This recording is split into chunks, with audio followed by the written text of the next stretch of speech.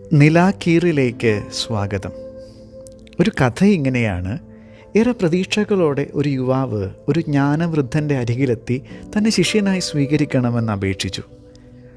ആ കാലഘട്ടത്തിൽ ലഭ്യമായിരുന്ന സകലവിധ അറിവുകളും സ്വായത്തമാക്കിയിരുന്ന ആ ഗുരുവിൽ നിന്നും ചില വിദ്യകളൊക്കെ ശീലിച്ചിട്ട് തിരികെ പോകാനായിരുന്നു അയാളുടെ ഉദ്ദേശം. പക്ഷേ 5 വർഷം കൂടെ കഴിഞ്ഞിട്ടും ഗുരു അയാളെ വിദ്യകളൊന്നും തന്നെ പഠിപ്പിച്ചില്ല. നിരാശ തോന്നിയെങ്കിലും 2 വർഷം കൂടി കാത്തിരിക്കാൻ അയാൾ തീരുമാനിച്ചു. പക്ഷേ എന്നിട്ടും ഒന്നും സംഭവിക്കാതിരുന്നപ്പോൾ അയാൾ ഗുരുവിനോട് കലഹിച്ചതിന് ശേഷം ആശ്രമം വിട്ടുപോയി. 3 വർഷം കഴിഞ്ഞ് അയാൾ ഗുരുവിൻ്റെ അരികിൽ മടങ്ങിയെത്തി. ഒരു ജേതാവിൻ്റെ ആത്മവിശ്വാസത്തോടെ ഗുരുവിനെ നോക്കി ചിരിച്ചുകൊണ്ട് അയാൾ പറഞ്ഞു, "അന്ന് ഞാൻ ഈ ആശ്രമം വിട്ടുപോയത് നന്നായി. എൻ്റെ 7 വർഷം പാഴായെങ്കിലും വെറും 3 വർഷം കൊണ്ട് ഞാനൊരു അതിശയ വിദ്യ സ്വന്തമാക്കി." അത് കേട്ട് ചോദ്യഭാവത്തിൽ നോക്കിയ ഗുരുവിനോട് തനിക്ക് പുഴയ്ക്ക് മീതെ കൂടി നടക്കാൻ കഴിയുമെന്ന് അയാൾ അഭിമാനത്തോടെ പറഞ്ഞു. അപ്പോൾ ഗുരുവിൻ്റെ മറുപടി ഇങ്ങനെയായിരുന്നു: "കുഞ്ഞേ, കടത്തുകാരന് ഒരു നാണയം കൊടുത്താൽ അയാൾ വളരെ എളുപ്പത്തിൽ നിന്നെ അക്കരെ കടത്തിവിടും എന്നിരിക്കെ അതിനു വേണ്ടി നിൻ്റെ 3 വർഷം കളയണമായിരുന്നു. ഇത്ര നിസ്സാരമായൊരു കാര്യത്തിനു വേണ്ടിയായിരുന്നോ നീ ഒരു ഗുരുവിനെ തേടിയത്?" കഥയിലെ ഗുരുവിനെ പോലെ ഇതിനു വേണ്ടിയായിരുന്നോ നിങ്ങളെന്നെ തേടുന്നത് എന്ന അർത്ഥത്തിൽ ചോദിക്കുന്ന യേശുവിൻ്റെ ചിത്രം സുവിശേഷത്തിലുണ്ട്. ആ കഥാസന്ദർഭം ഇങ്ങനെയാണ്. ഗലീലി കടലിൻ്റെ മറുകരയിൽ വെച്ച് തൻ്റെ അടുത്തേക്ക് വന്ന ആൾക്കൂട്ടത്തിന് മുഴുവൻ യേശു അപ്പവും മീനും വിളമ്പി അവരെ തൃപ്തരാക്കുന്നുണ്ട്. അതിനുശേഷം അവൻ ശിഷ്യന്മാരോടൊപ്പം വഞ്ചിയിൽ കയറി കഫർനാമിലേക്ക് പോകുന്നുണ്ട്.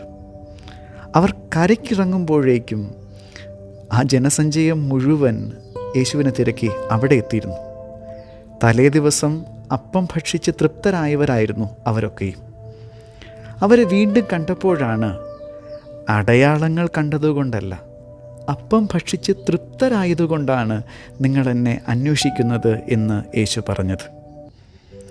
യേശുമൊഴിയിലെ അടയാളവും അപ്പത്തിൻ്റെ സൂചനയുമൊക്കെ അല്പം കൂടി കാര്യമായ ധ്യാനം ആവശ്യപ്പെടുന്ന പദങ്ങളാണ്. യോഹന്നാൻ്റെ സുവിശേഷത്തിൽ നാം വായിക്കുന്ന അപ്പം വർദ്ധിപ്പിക്കലിൻ്റെ കഥ വെറുമൊരു അതിശയത്തെക്കുറിച്ചുള്ള വിവരണമായിരുന്നില്ല. അത് നിത്യജീവനെക്കുറിച്ച് പഠിപ്പിക്കാനുള്ള, നിത്യജീവൻ്റെ അപ്പത്തെക്കുറിച്ച് പഠിപ്പിക്കാനുള്ള ആമുഖ പാഠമായിരുന്നു. എന്നാൽ 5 അപ്പത്തിൻ്റെ അത്ഭുതം കണ്ടിട്ട് അമ്പരക്കുകയും അപ്പം ഭക്ഷിച്ച് തൃപ്തരാവുകയും ചെയ്ത ആൾക്കൂട്ടത്തിന് യേശു ഉദ്ദേശിച്ച അടയാളമൊന്നും മനസ്സിലാക്കാനുള്ള പാകതയില്ലായിരുന്നു. അവർക്ക് അത് ഗ്രഹിക്കാനുള്ള ഒരടയാളമായിരുന്നില്ല, മറിച്ച് ഭക്ഷിക്കാനുള്ള അപ്പം മാത്രമായിരുന്നു. അവരവനെ തേടി വന്നത് അപ്പം ലഭിക്കാൻ വേണ്ടിയായിരുന്നു. കാരണം യേശു അവർക്കൊരു അത്ഭുത പ്രവർത്തകൻ മാത്രമായിരുന്നു. അങ്ങനെയാണെങ്കിൽ യേശു നമുക്കാരാണ്? നമ്മളെന്തിനാണ് അവനെ തേടുന്നത്? അപ്പത്തിനു വേണ്ടി അവൻ്റെ പിന്നാലെ നടന്ന ആൾക്കൂട്ടമാണോ ഞാൻ? അപ്പം എന്ന വാക്കിനു പകരം അനുഗ്രഹം എന്ന പദം ഉപയോഗിച്ചാൽ അല്പം കൂടി വ്യക്തതയുണ്ടാകും. നമ്മുടെ പ്രാർത്ഥനകളൊക്കെയും അനുഗ്രഹങ്ങൾക്ക് വേണ്ടിയുള്ള യാചനകളല്ലേ? അനുഗ്രഹമെന്ന് വാക്കുകൊണ്ട് അലങ്കരിച്ച പദം ശരിക്കും നമ്മുടെ ആഗ്രഹങ്ങളും അത്യാഗ്രഹങ്ങളുമല്ലേ? എൻ്റെ ആശകൾ സഫലമാക്കാൻ ഞാൻ ദൈവത്തോട് സഹായം ചോദിക്കുന്ന പ്രവൃത്തിയല്ലേ എനിക്ക് പ്രാർത്ഥന? യേശുവിൻ്റെ മുന്നിൽ കൂടിയ ആൾക്കൂട്ടം വിശപ്പടക്കാൻ വേണ്ടി അവനെ തേടിയപ്പോൾ നമ്മൾ ആശയടക്കാൻ വേണ്ടി അവനെ തേടുന്നു എന്നല്ലേ ഉള്ളൂ. അപ്പത്തിനു വേണ്ടി അവനെ വിളിച്ചവരും അനുഗ്രഹത്തിനു വേണ്ടി അവനെ വിളിച്ച് പ്രാർത്ഥിക്കുന്ന നമ്മളും തമ്മിൽ എന്തെങ്കിലും വ്യത്യാസമുണ്ടാകുമോ?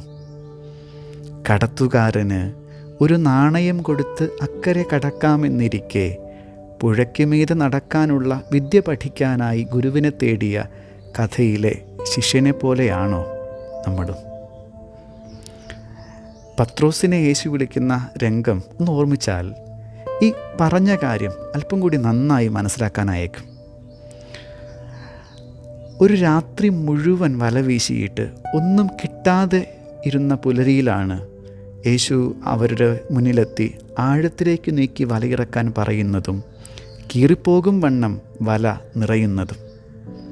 അത് സംഭവിക്കുമ്പോൾ യേശുവിനോട് പത്രോസ് പറയുന്നൊരു വാക്യമുണ്ട്: കർത്താവേ, എന്നിൽ നിന്നും അകന്നു പോകണമേ, ഞാൻ പാപിയാണ് എന്ന്. എന്താണെങ്കിലും യേശുവിൻ്റെ വിളി കേട്ട് പത്രോസ് വള്ളവും വലയും ഉപേക്ഷിച്ച് അവൻ്റെ പിന്നാലെ പോകുന്നത് എളുപ്പത്തിൽ മീൻ പിടിക്കാനുള്ള വിദ്യ പഠിക്കാനായിരുന്നില്ല. അതിലും ഉപരിയായത് സമ്മാനിക്കാൻ അവന് കഴിയുമെന്ന തിരിച്ചറിവ് പത്രോസിന് ലഭിച്ചു. ശരിയാണ്, ഇടയ്ക്ക് വെച്ച് അയാൾ പാളുന്നുണ്ട്. എന്നാൽ യേശുവിന് മാത്രം നൽകാനാവുന്ന അനുഭവത്തിലേക്ക് പത്രോസ് എത്തിപ്പെടുകയും ചെയ്യുന്നുണ്ട്. പക്ഷേ നമ്മൾ വല വീശേണ്ട ഇടം കാട്ടിത്തരാമോ എന്ന് യേശുവിനോട് ചോദിച്ചുകൊണ്ടേയിരിക്കുന്നു. എന്നിട്ട് അത് ചെയ്തു തരാത്തതിൻ്റെ പേരിൽ അവനോട് കലഹിക്കുകയും ചെയ്യുന്നു. ശരിയല്ലേ?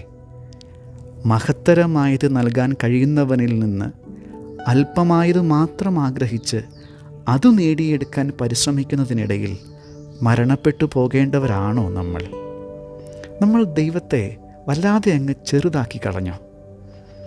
നമ്മുടെ ജീവിതത്തിൻ്റെ വലിപ്പം മനസ്സിലാക്കാനാവാതെ അത് വല്ലാതെ കുറച്ച് കളഞ്ഞിട്ടുണ്ടോ നമ്മൾ? രാജകൊട്ടാരം കാണാൻ പോയ കുട്ടികളുടെ കഥ പലയാവർത്തി കേട്ടിട്ടുണ്ടാവും. അത് ഓർമ്മ വരുന്നില്ലേ? അതിങ്ങനെയാണ്. കൊട്ടാരത്തിലെ കാഴ്ചകൾ കണ്ട് വിസ്മയിച്ച് നിൽക്കുകയായിരുന്നു ആ കുട്ടികൾ. അവരെ കണ്ട് കൗതുകം തോന്നിയ രാജാവ് ഒരു നിമിഷം അവർക്ക് കൊടുത്തിട്ട് ആ ഒരു നിമിഷം കൊണ്ട് അവർ തൊട്ടുന്നതെന്തും അവരുടെ സ്വന്തമാകുമെന്ന് പ്രഖ്യാപിച്ചു. കുട്ടികളെല്ലാം വലിയ ആവേശത്തോടെ കൊട്ടാരത്തിലെ പൊൻപാത്രങ്ങൾ തൊട്ട് സ്വന്തമാക്കിയപ്പോൾ കൂട്ടത്തിലെ ചെറിയ കുഞ്ഞ് തൊട്ടത് രാജാവിനെയായിരുന്നു. ആ കുഞ്ഞിനെപ്പോലെ സ്വർണ്ണത്തളികകളുടെ ഉടയവനെ തൊടാനുള്ള വിവേകം നമ്മിൽ ഉണർന്നിരുന്നുവെങ്കിൽ. കുഞ്ഞായിരിക്കുമ്പോൾ ചെറിയ കളിപ്പാട്ടത്തിന് വേണ്ടി വാശി പിടിച്ച് കരഞ്ഞിട്ടുള്ളവരാണ് നമ്മൾ. എന്നാൽ അല്പം മുതിർന്നപ്പോൾ നമ്മുടെ താല്പര്യം മാറി. നമ്മുടെ കണ്ണീരിനും പുഞ്ചിരിക്കും കാരണം മറ്റു പലതുമായി. അങ്ങനെയെങ്കിൽ ഇപ്പോഴുള്ളതും മാറുമായിരിക്കും, അല്ലേ? അന്ന് നമ്മൾ അനുഗ്രഹങ്ങൾക്ക് വേണ്ടിയല്ല, അവനു വേണ്ടി കാത്തിരിക്കും. ദൈവമേ, എനിക്ക് നീ മാത്രം മതിയെന്ന് അപ്പോൾ നമ്മൾ പറയുമായിരിക്കും. അന്ന് നമ്മുടെ സന്തോഷത്തിൻ്റെ കാരണം ദൈവം മാത്രമായിരിക്കും. ആ ദിവസം വൈകാതെ സംഭവിക്കട്ടെ, അല്ലേ? പ്രാർത്ഥിക്കാം. ദൈവമേ, ദാനങ്ങളെ പ്രതിയല്ല, നിന്നെ ഓർത്ത് സന്തോഷിക്കാൻ എനിക്കിടവരണമേ. ആമേൻ. സ്തുതിയായിരിക്കട്ടെ.